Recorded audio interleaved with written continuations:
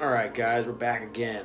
Got another board, another full restoration for y'all.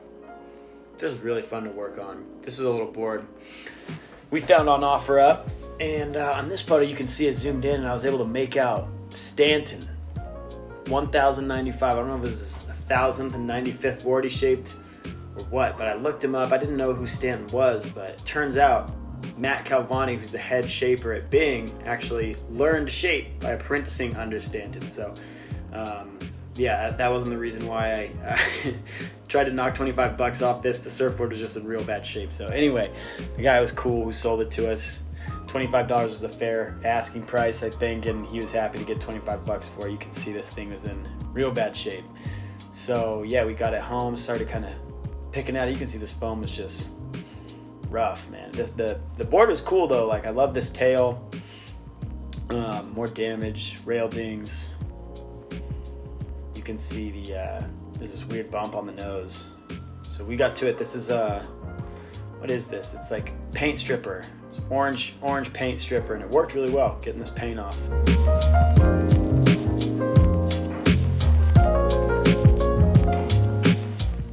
10-15 minutes for this stuff to do its job, and then I use this razor blade use a razor blade and scrape all that stuff off.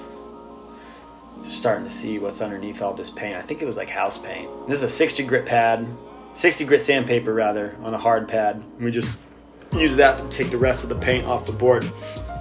This is what it looked like. Now I get the rubber mallet and smash these fins off because we're gonna have to take all this fiberglass off. This is when I started realizing, like, this was I bit off more than I could chew. No, I could chew it.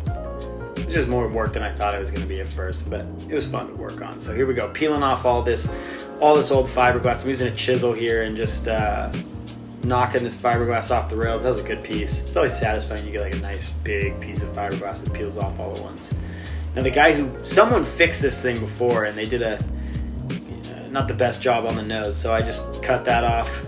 And then there's these pegs that they secured that other nose in with. I used vice grips to pull them out, and then I realized I could probably just do it with my finger after I put the screw in. So, and so we got all these rail dings, and I decided not to focus too much in the video on fixing the individual rail dings, just because I didn't want to make the video incredibly long. But if you're interested in seeing how I kind of a more in-depth view of how I fix dings on the rail and everything, you can check out my other videos.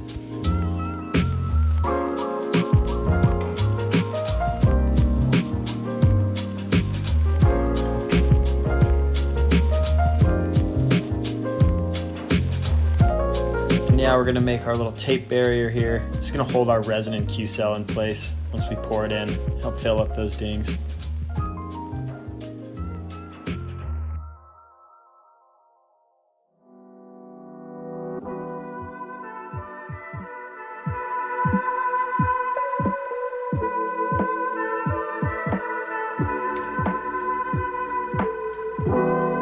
So when you're re-glassing a board, you're going to get a lot of pockmarks in the foam, and trying to mix up resin and Q-cell and spread that over the board would be a disaster, just because of how hard that stuff is to sand and how easy it is to sand into the foam. So I use this joint compound, and I spread it over the deck and on the rails, and then let it harden overnight, and that stuff is so much more easy to sand than resin and Q-cell.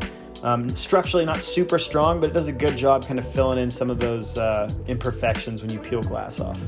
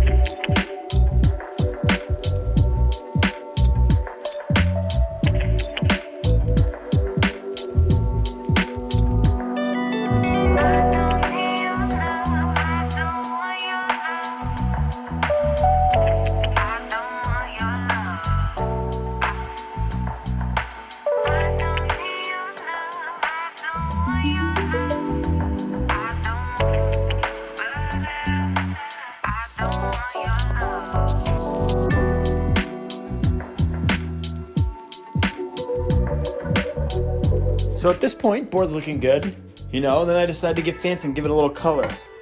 And hindsight sure is 2020, because if I could go back, I would not have painted this board.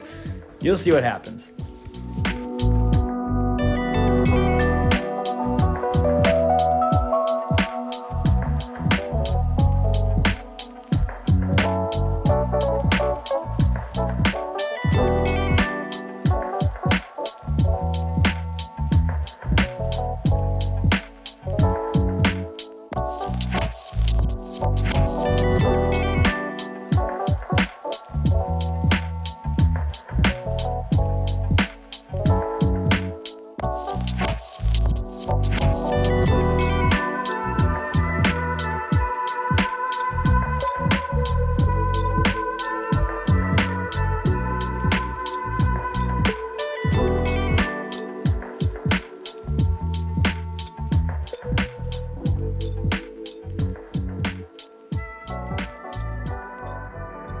So at this point, I just realized I'm gonna just try to make this look intentionally ugly.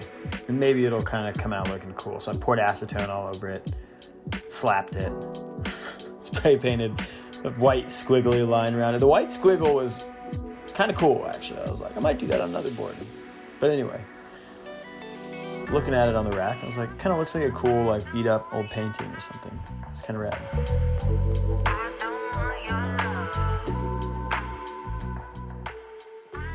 We're getting some 4-ounce fiberglass, and we're gonna just cut this right to the rail line. We're not gonna lap this over or leave any of the fiberglass hanging off or under the rails, I should say. We'll do that on the next layer. So we're gonna double layer the top, and we're gonna do 1 layer of 4-ounce, 1 layer of 6-ounce fiberglass on the top. Like I said, first one's just gonna be cut flush right up to the rail line, and then this is the 6-ounce cloth. It's a tongue twister. And we're gonna just cut that maybe 2 inches below the rail line. And that's called our cut lap.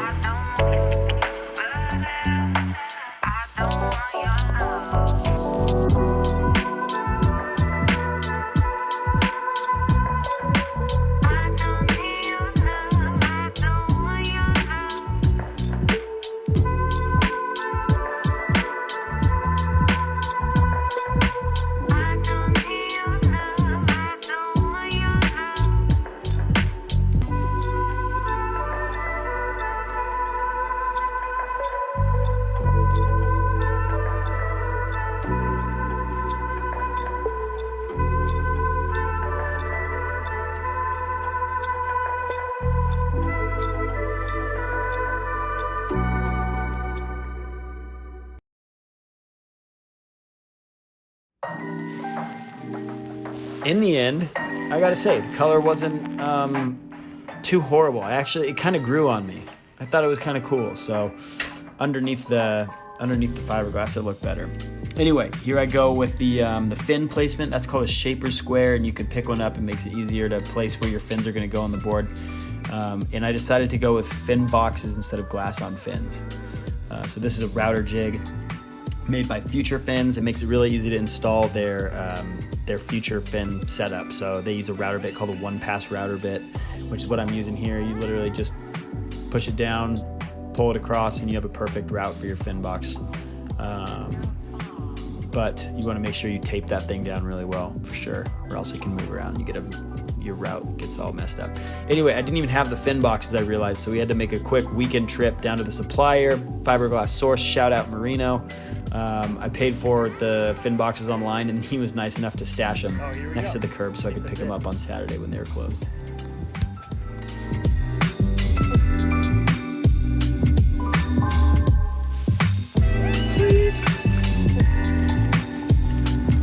We got him.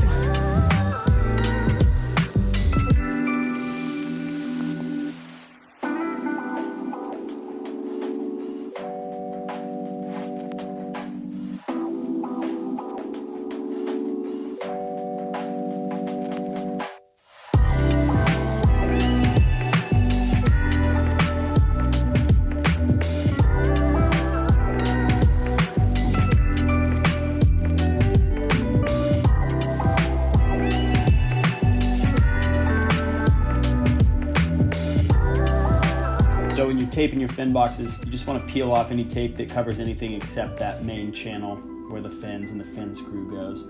Now I'm taping off the rails, and you'll see when I get to the tail, I leave about 1/4 inch above the bottom of the board, and that's how you get that hard edge on the tail of a surfboard. You need that resin to pool up against the tape, and you can sand it down later. So I'm going to mix in my surfacing agent, and then also mix in my MEKP, and this is how you make sanding resin. Sanding resin is just laminating resin plus surfacing agent. And the reason, what that surfacing agent does is it allows that resin to be sanded down. If you try to sand laminating resin, you just gum up your sandpaper because it always kind of stays sticky. But surfacing agent does something where it reacts with the air. And so here you go. You can see when I peel it off, it almost has like a certain sheen on the top of it. And it's really easy to sand. It comes out looking really nice, and so you can work through your different grits and get a good finish.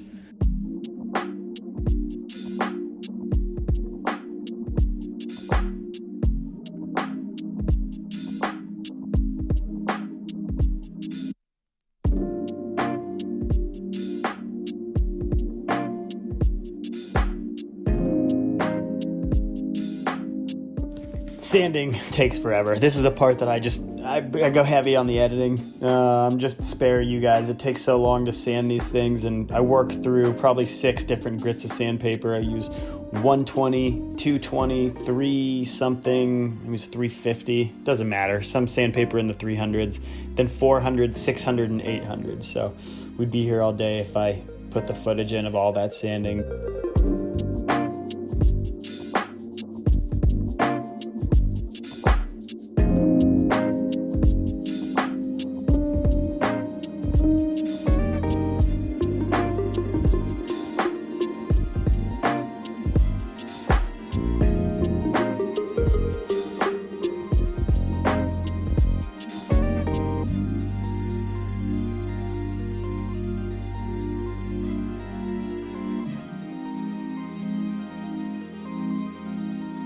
Can't forget our fin screws. I've showed up to the beach without fin screws in the boxes, and it's always you're pulling your hair out. It's the worst. But that's it, guys. This pretty much does it. Wraps it up. Throw the fins in, and I'll show you the end product here in just a second. But thank you for watching, and hope to see you again back on the channel here soon.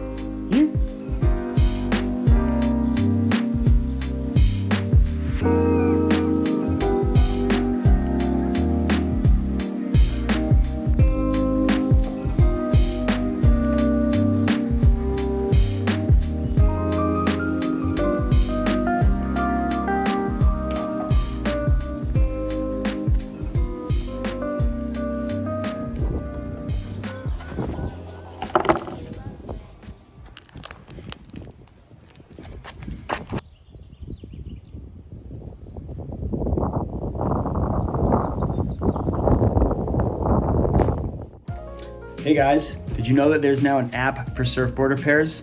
I know because I built it myself. It's called Rogue Wave Surfboard Repairs. You can take a photo of the damage to your board, get a quote, and pay for the repair all through your phone. You can even see a list of our partner shops across LA where you can drop off and pick up your board.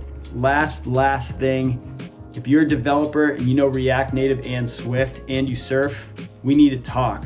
shoot me an email or a message down below. My email is dave@roguewaverepairs.com. We're doing big things and I need your help. Shoots.